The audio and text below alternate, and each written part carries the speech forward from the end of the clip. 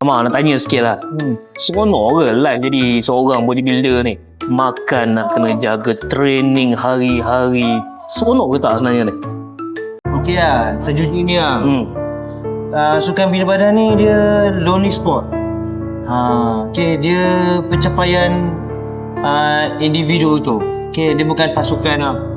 Kalau ikutkan kemenangan kita tu, kira dahulukan diri kita. Kalau macam bola sepak, menang satu tim pasukan. Kalau macam bina badan ni, kita hari-hari kita lalui. Bukan setakat training saja, tapi kat rumah tu dia 24 jam. Kalau macam bola sepak, dia training dekat padang dia. Kalau macam bina badan ni, dekat rumah pun kita ada sesi kardio pagi-pagi. So masa tu dia jujur lah saya cakap, dia komitmen.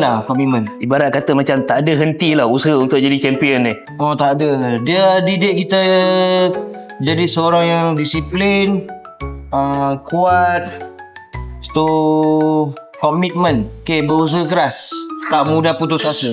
Guys, tak semua orang mampu untuk jadi champion dalam bodybuilding. Kata kalau korang berjaya buat, korang memang dahsyat. Setuju? Setuju. Aduh guys,